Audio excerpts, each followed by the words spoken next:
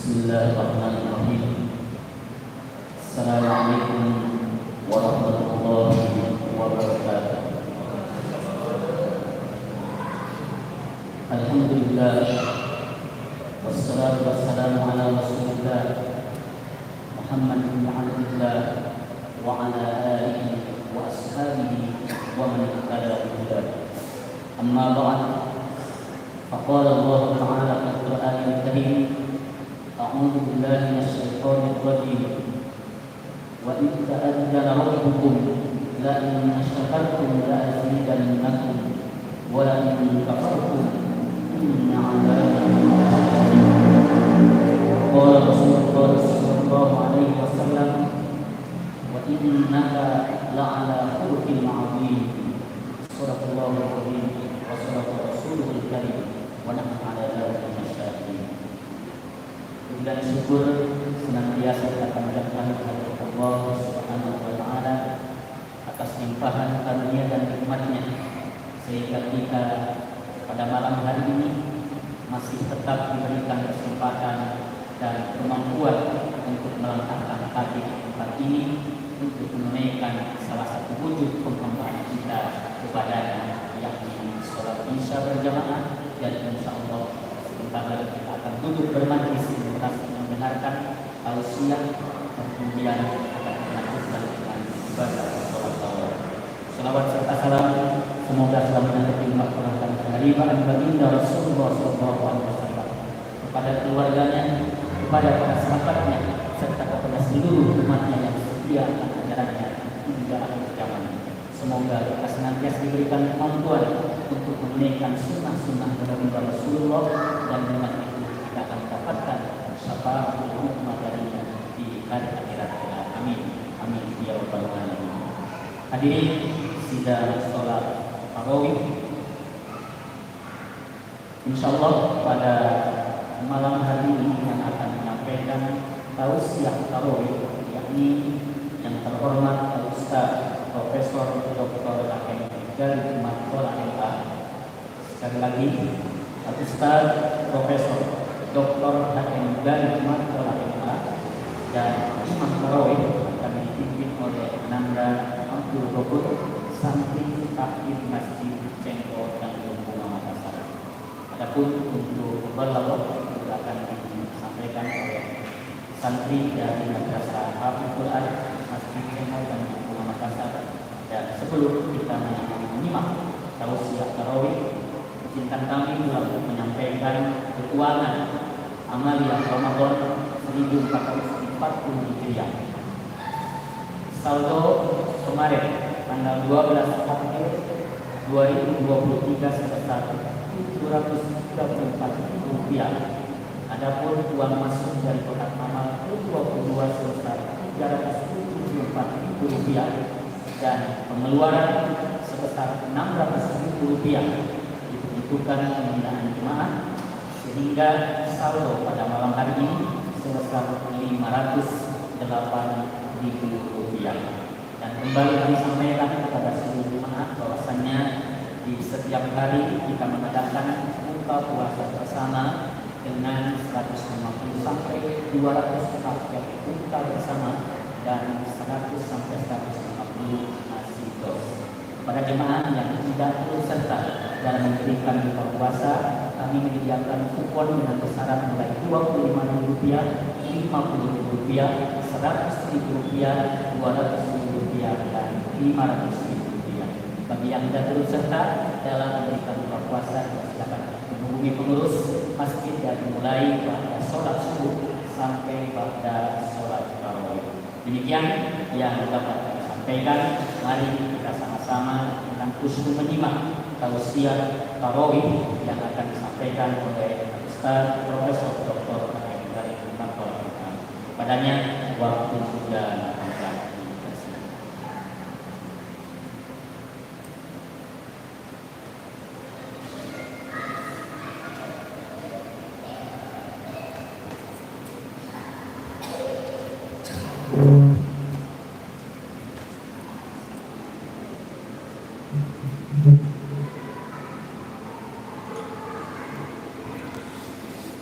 Bismillahirrahmanirrahim.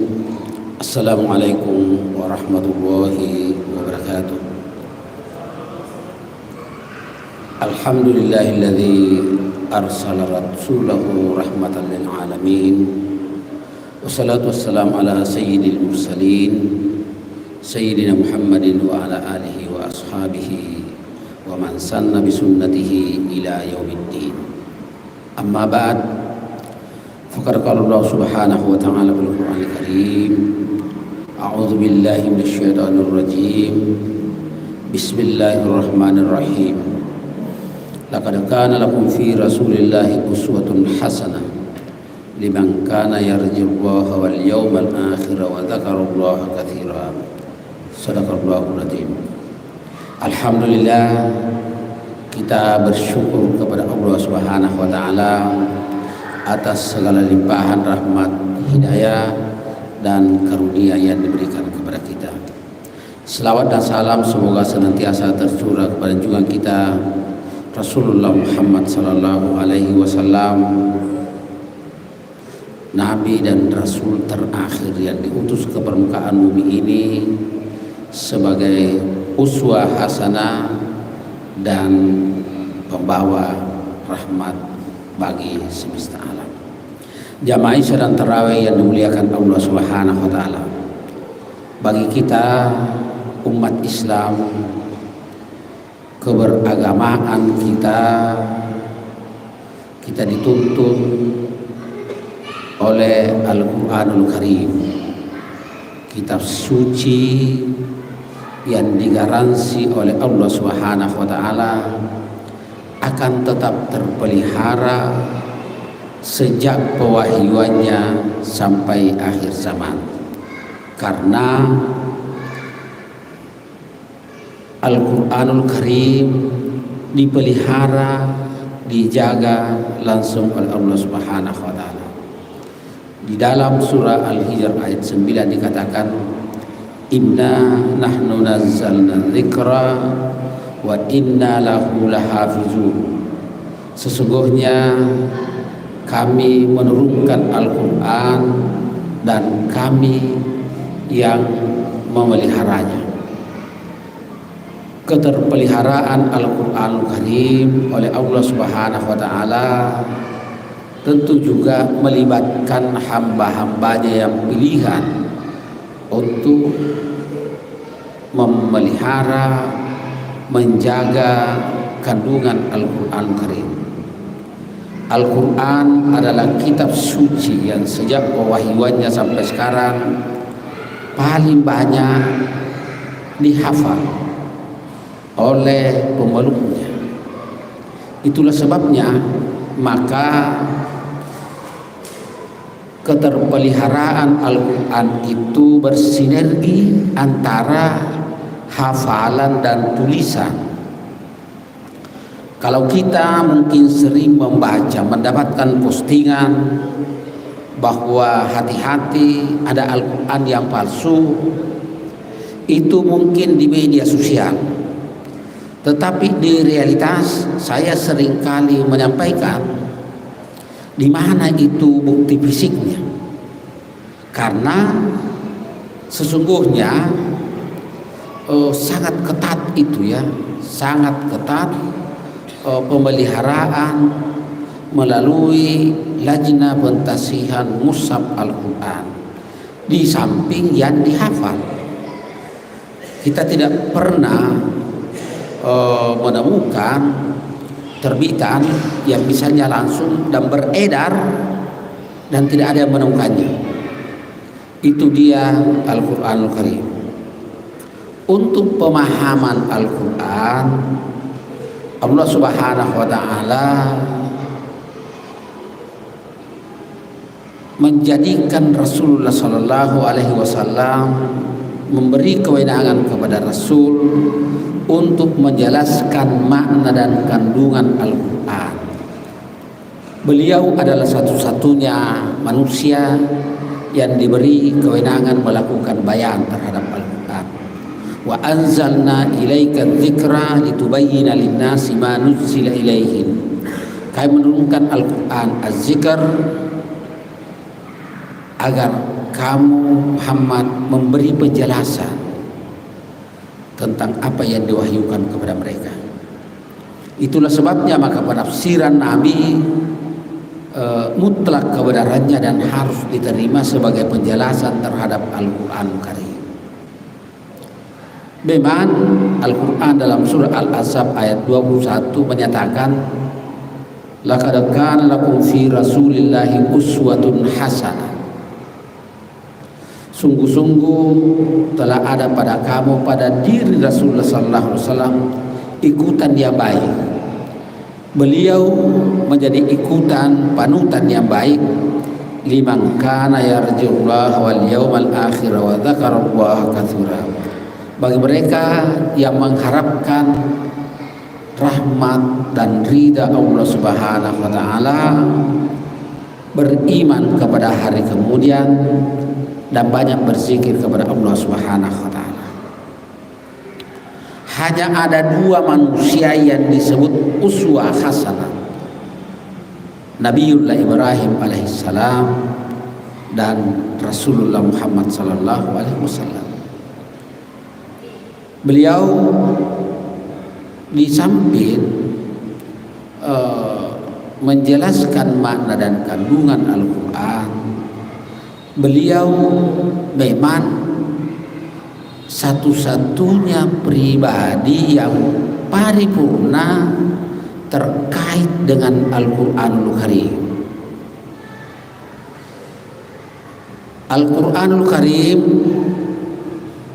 menegaskan bagaimana keteladanan Rasulullah Sallallahu Alaihi Wasallam seperti disebutkan di dalam Al-Quran, wa innaka la'ala khuluqin azim. Sesungguhnya engkau Muhammad benar-benar memiliki akhlak, karakter dan pribadi yang agung. Hanya ada satu manusia yang disebut la'ala khuluqin azim. Sejak manusia pertama sampai manusia terakhir, itu dia Rasulullah Muhammad sallallahu alaihi wasallam. Lalu apa yang menjadikan beliau sebagai uswah hasanah dan sebagai pribadi yang agung? Sayyidatina Aisyah radhiyallahu anha ketika ditanya bagaimana akhlak Rasulullah Muhammad sallallahu alaihi wasallam, Sayyidatina Aisyah radhiyallahu anha bertanya, kana khuluquhu al-Qur'an. Akhlaknya Nabi adalah Al-Qur'anul Karim. Beliau paripurna dalam hal hafalan terhadap Al-Quran. Beliau hafizul Quran lafdan. Jadi beliau betul-betul menghafal secara sempurna seluruh ayat-ayat Al-Quranul Karim dari yang pertama sampai terakhir. Saya kira dalam konteks kekinian kita bersyukur bahwa ada banyak generasi kita yang diharapkan lebih baik dari masa-masa yang lalu dari aspek hafizul Quran lafzan ini. Ada banyak anak-anak kita yang hafal 30 juz. Itu yang pertama.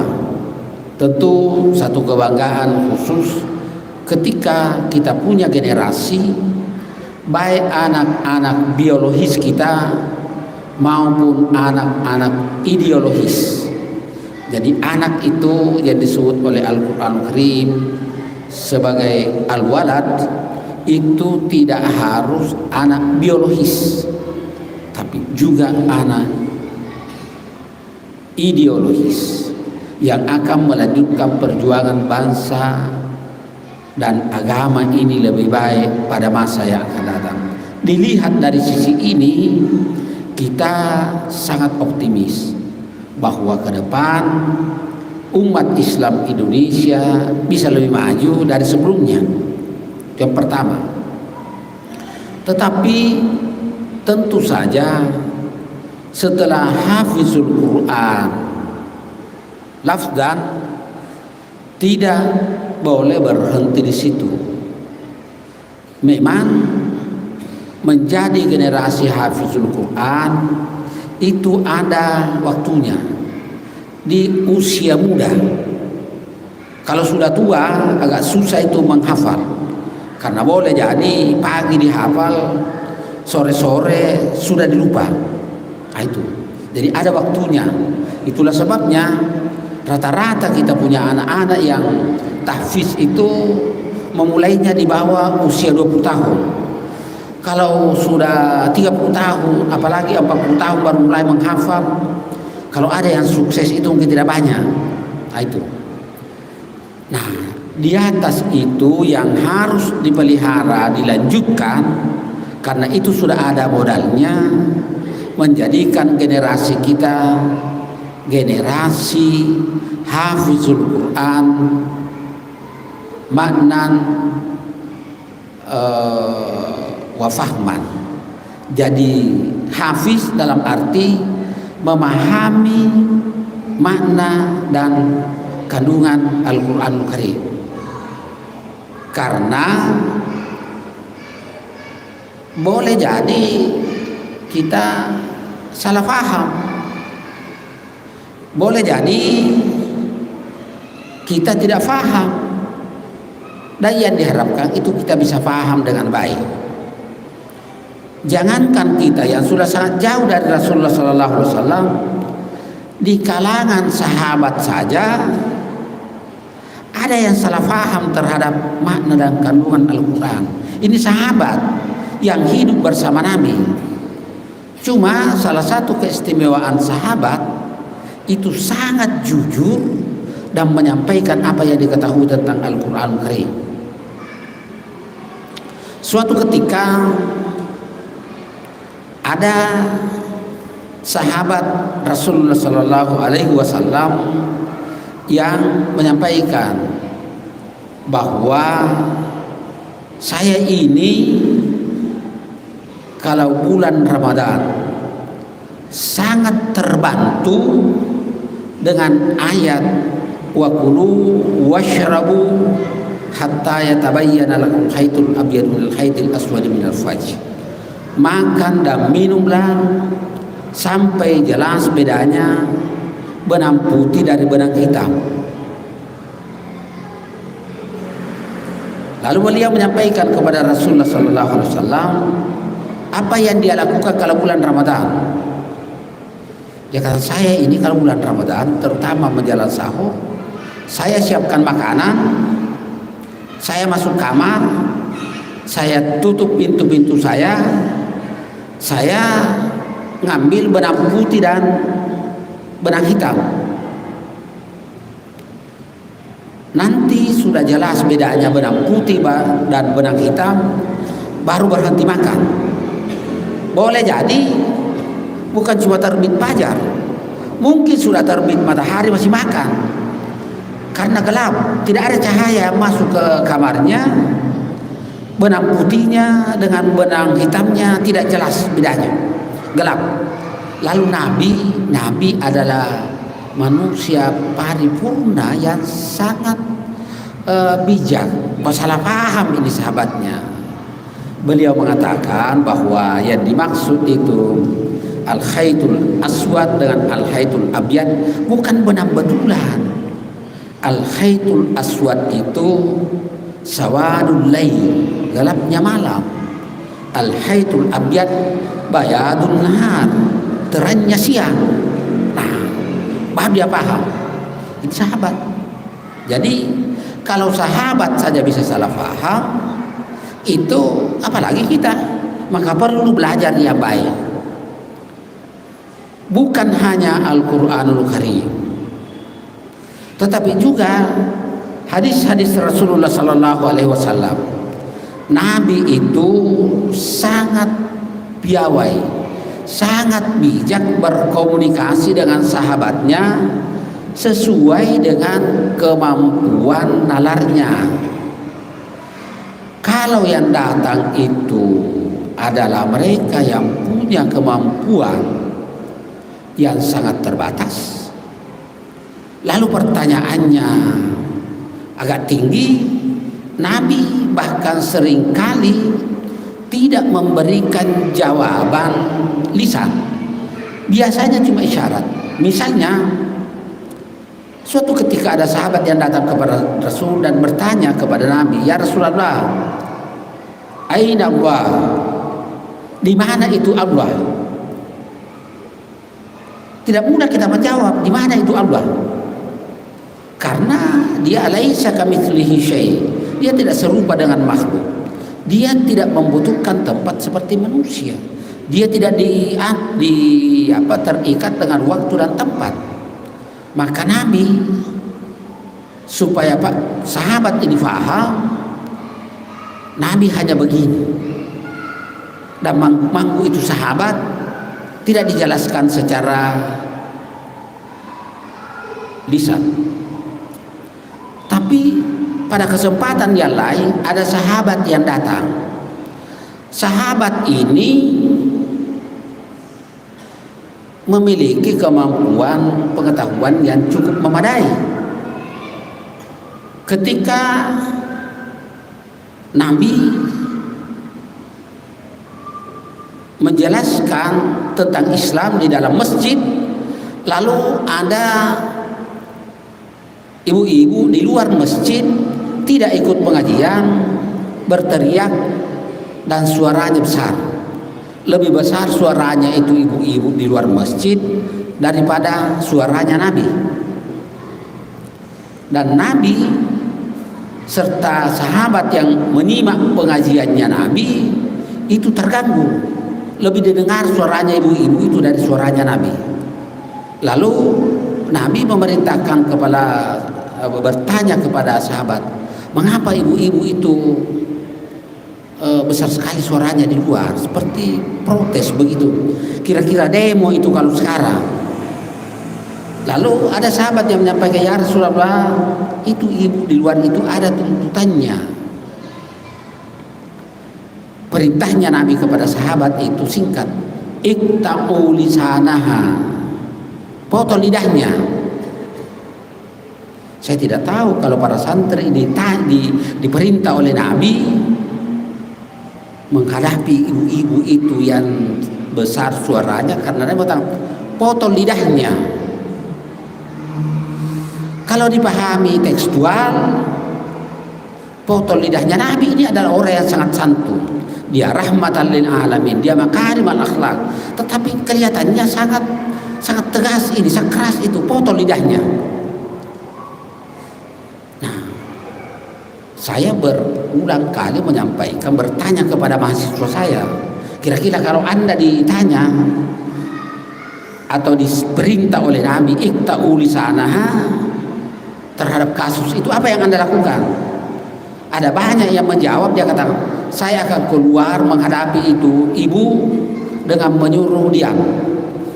Saya kata, kira-kira kalau orang lagi marah, apalagi ibu-ibu yang marah lalu disuruh diam, jangan-jangan tambah besar suaranya. Itu Nabi mengatakan ikta'u lisana, kan yang dihadapi orang pintar, penuhi permintaannya, tidak usah disuruh diam.